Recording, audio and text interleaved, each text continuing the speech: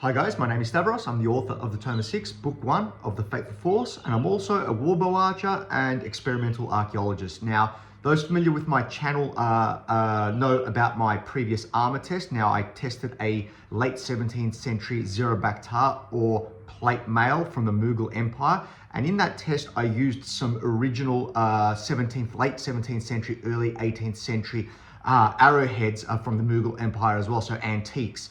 So I've got a number. I'll show you some of those now as well. So these were some of the originals that I used in that test. Now I've got a lot more antique arrowheads here, which I will show in a moment. And the purpose of this video is to show you the process that I do undertake in restoring these arrowheads. Now, it's fair to say though, because these arrowheads are late 17th century, early 18th century, they're actually in pretty good condition. They just need a little bit of TLC.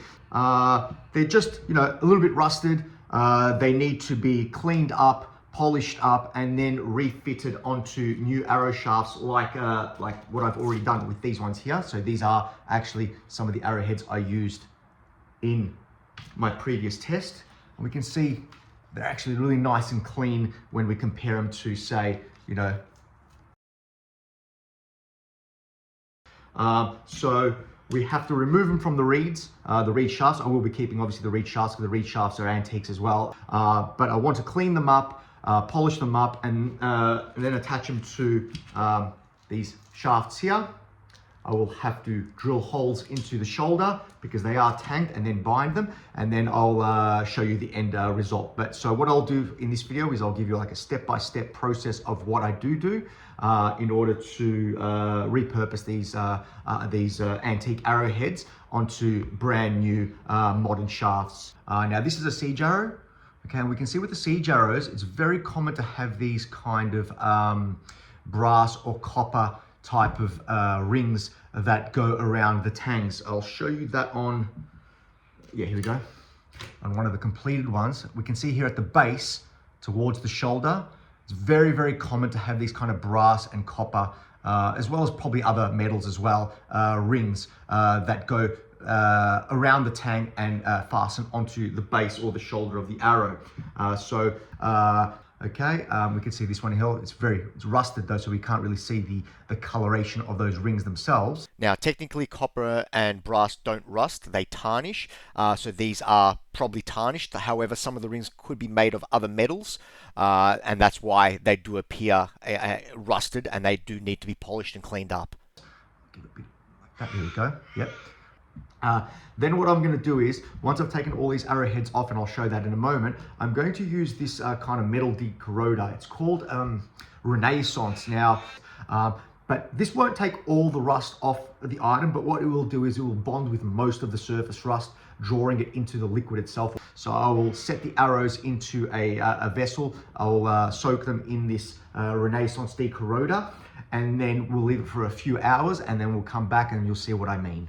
And then after that, we'll use a wire brush. Now, I am going to use a Dremel, but I'm going to put it on a very low setting, and I'll show that on the camera when we get to that stage. These are pretty robust artifacts, but you still need to take some type of wire brush to them. And I find just a Dremel on a very, very low setting just makes it easier than doing it by hand. And you're not going to damage the arrows, and you'll see the end result as well. They're going to come up really, really, really nice, and there's going to be no damage to them at all before we fasten them to the new arrow shafts. I'll also add, before I restore these arrowheads, you're obviously taking them off the shafts themselves before I restore them and put them on the new shafts. I have taken measurements of the arrows as well, so we do know the original specs of the arrows. I think that's important that we preserve that kind of knowledge, so we know, the specifications of original Mughal late 17th century, early 18th century arrows. So I've taken, the length of the arrows, and I've also weighed them, and I'll put some of those, or put all of those findings up on the screen now, so you can see them for yourself.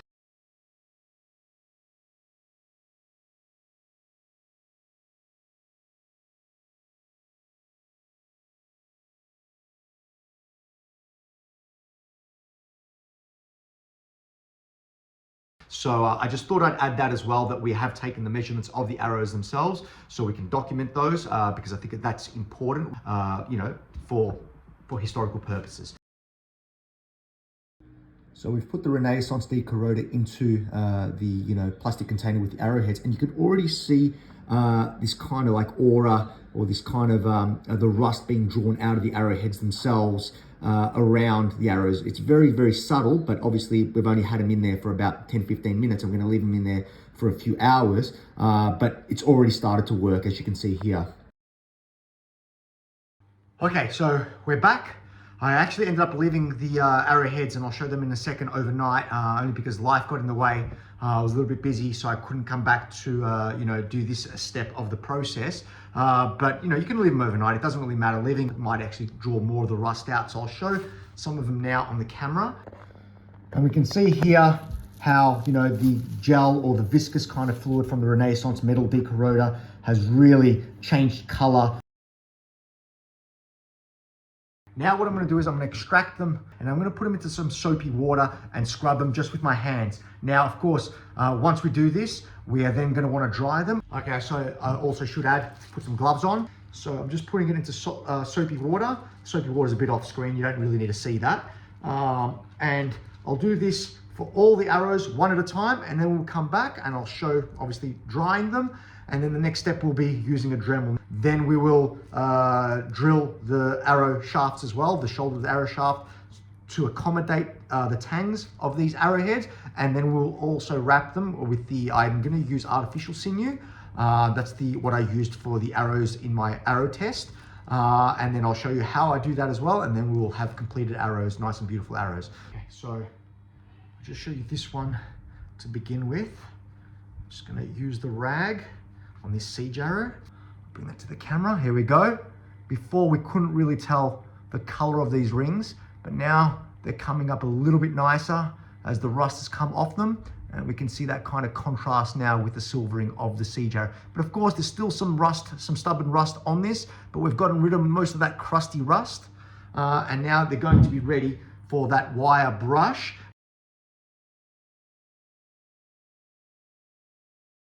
Okay, so we have our Dremel here with the wire brush on it. It's got like a setting from 0 to 10. What we're going to do is put it on between a 2 and a 5. So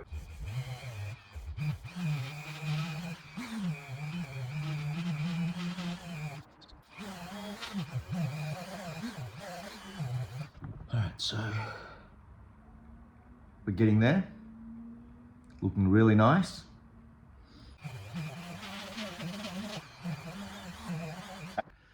Okay, so that's one of the needles done.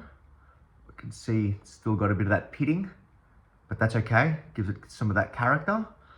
The tang was a little bit stubborn with the rust, but it's, come up not bad. Not bad. The rust on this one is a little bit stubborn. A little bit stubborn on the actual tang itself.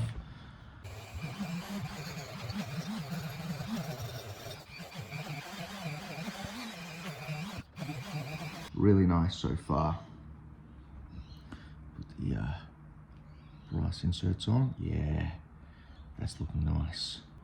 It's a little bit more stubborn.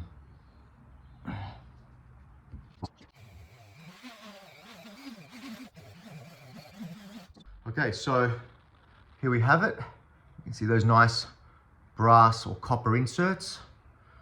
Let's do that. Right there, we can see that contrast. There we go. Really cleaned this arrowhead up. It's looking nice now, and it's ready to be fitted onto one of the arrow shafts. Okay, so with the Dremel, I'm going to start with a small drill. I'm going to be eyeballing this, so other people have got jigs to make sure that this is accurate, but I've done this so many times that I can eyeball it and get it pretty good.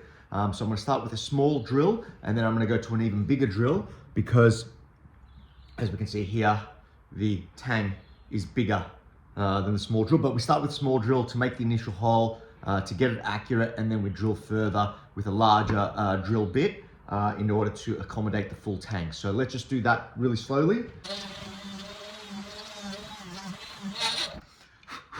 Okay, so that's nowhere deep, near deep enough, but we're just going to, good. Looks like another, I don't know, 15 mil. Let's see how we go. Look at that. That's perfect, actually. So we have the brass inserts in there as well. Now, obviously, it's a little bit lopsided, but I'm going to jig the tang itself to get it straight. I mean, it's just a little bit loose, but we can play with the tang a little bit to get it tighter into the hole. We can glue it. We can put some materials in there to fasten it as well. I'm going to do a version without gluing it because just to show you that it can be done without glue as well. But what I'm going to do as well is I'm going to shave some of the shaft at the shoulder to make it more flush to the arrow, so there's not this big step from the actual arrowhead girth to the arrow shaft girth. The arrow shafts are between 8 and 8.5 millimeters. These arrows are slightly thinner than that. So we want to get them to be tapered nicely. We're going to use the Dremel with a different attachment to do that, and I'll show you how that's done. That also is pretty gentle. You don't have to be super aggressive with this. We're just going to shave like almost like a cone towards the arrow shoulder, and that way when we bind it, it's more flush to the arrow. And because we're binding it, it's not going to be very compromised at that shoulder. So this is one of the siege arrows that I did use in that armor test, and we can see, I mean, it's subtle, but the binding is thicker and gets thinner as we get towards the shoulder, that's what we've done with these arrows as well. We've tapered them towards the arrowhead. Okay, so we've changed the attachment now. It's this kind of like sandpaper wheel, and we're going to gently shave the shoulder in order to make sure it's tapered towards the arrowhead itself.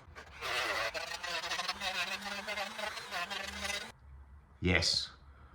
So much better. Yeah, much better. Now we can keep shaving a little bit towards the center, but it's not necessary. As you can see with these arrows here, there's a lot of binding on them. And we saw that actually with one of the originals as well, right? There's a lot of binding on them, so that reinforces the wood and secures the tang really nicely. This needs a little bit more tapering, just a little bit more, not too much more. It's looking much nicer. So we can see at the top here a little bit, it slightly needs a little bit more shaving.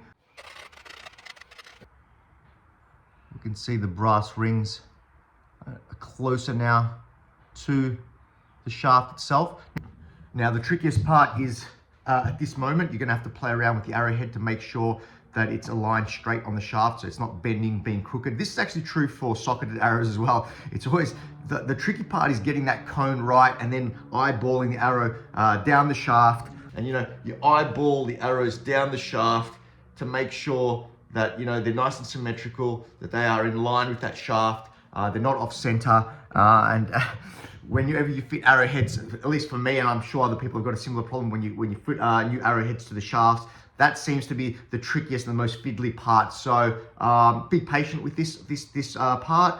You want to get it right, because once it's secure, you don't want to have to remove the arrowhead, do more work to the wood that might compromise the shaft. But for those familiar with making their own arrows, they'll know what I'm talking about. And for those that aren't, if you ever do try this process, you'll find that out firsthand, that this part can be a little bit tricky, and it does take quite some time to get it right, to make sure those arrowheads are straight on the shaft. But when we finish the whole process, I'll show you, and it will be very, very straight.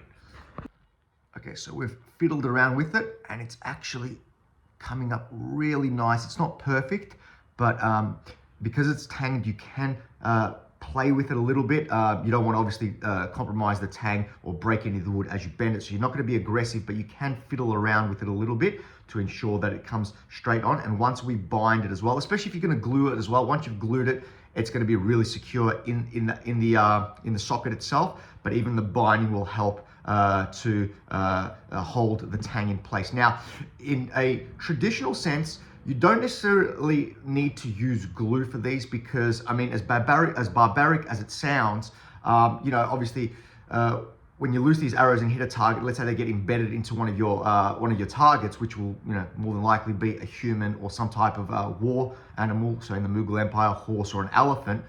I mean, from a technical standpoint and from a military standpoint, having the arrowheads come off as you draw the shafts out is actually something that's preferred. It's going to cause more trauma, more damage to your enemy, and ensure that they're not going to be able to heal fast enough to come back into the battle, as it's probably going to require surgery to get some of these arrowheads out. Now, in a modern context, if we're going to be using these as target arrows, which I personally wouldn't, but let's say, just say you do want to, you don't want the heads coming off in your targets. So for a modern context, just glue them in. It's no problem. But in a historical context, you know, you don't necessarily have to glue them in. You want them to be tightly secured. You don't want them to be loose. Okay, so for an unglued version, what I'm going to do is get some of that paper towel. It doesn't need to be too much at all. And I'm going to wrap the tang at the bottom a little bit with it. You don't need too much. This will be enough to end up jamming the arrow into that socket that we've created and making it nice and tight. There we go. Check this out. Sorry, here we go. Should put that on camera. Okay, so it does come out still, but there we go. That's actually tight with no glue whatsoever. Make sure, yes, here we go. All right, it's a little bit, probably not secured nicely. It's a little bit, you can see it's upswept a little bit, so I'll have to play with that. Like I said earlier, this can be a little bit tricky.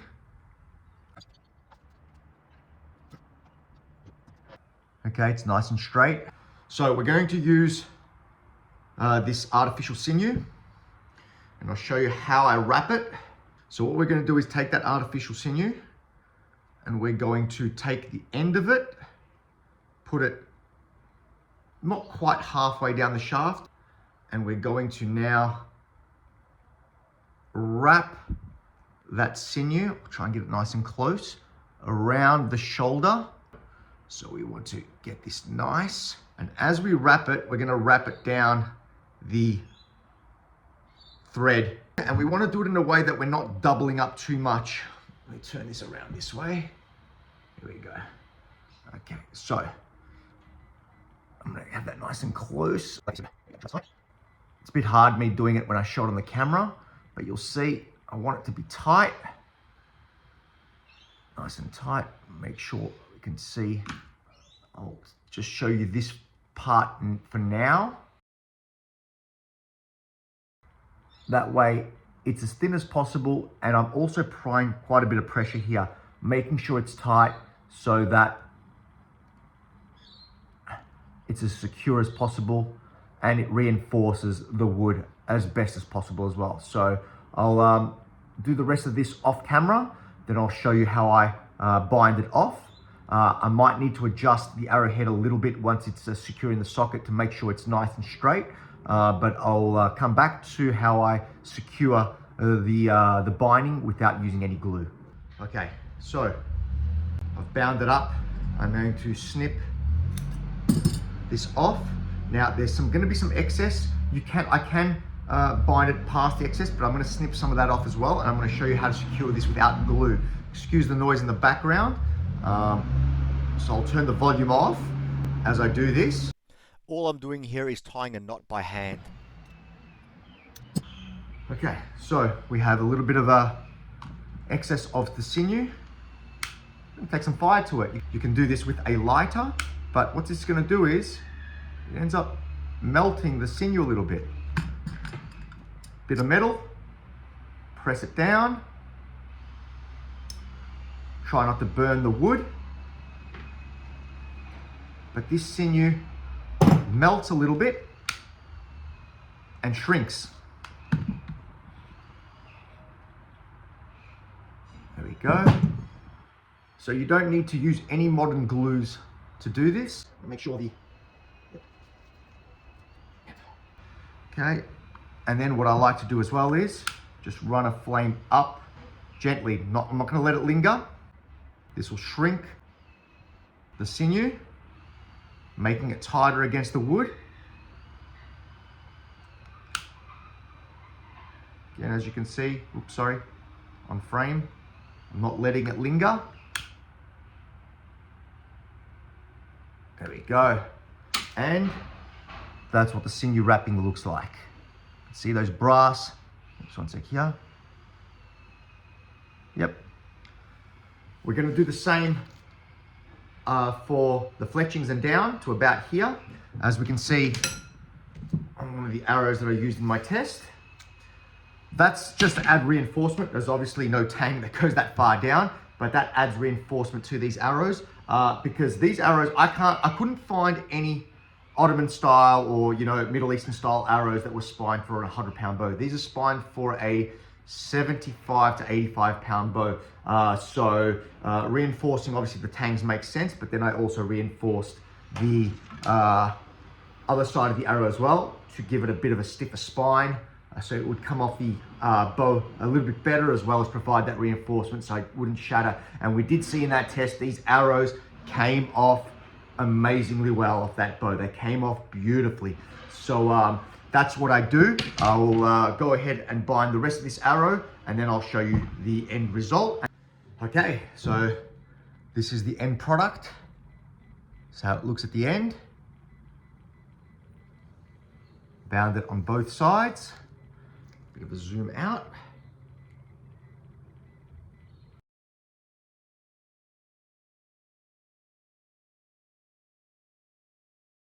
Okay, so that's how I restore these Mughal arrows. Now I want to say that, of course, I'm an amateur.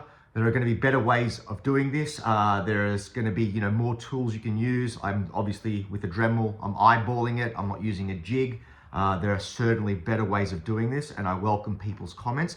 But I do want to say this though, despite my amateurish methods of restoring these arrows and securing them onto these Ottoman shafts, the results speak for themselves. So when I did use these arrows in my armor test, you know, obviously when it hits the plate, the shaft and the fastening is robust enough to cause a severe curling of the actual arrow itself before it starts compromising the wood. And then we also saw in that video, when it hits mail, these arrows goes through the mail like butter. So they are very effective, despite my crude way of restoring them. So I hope you enjoyed this video, and thank you very much again for watching, and stay tuned for my next one.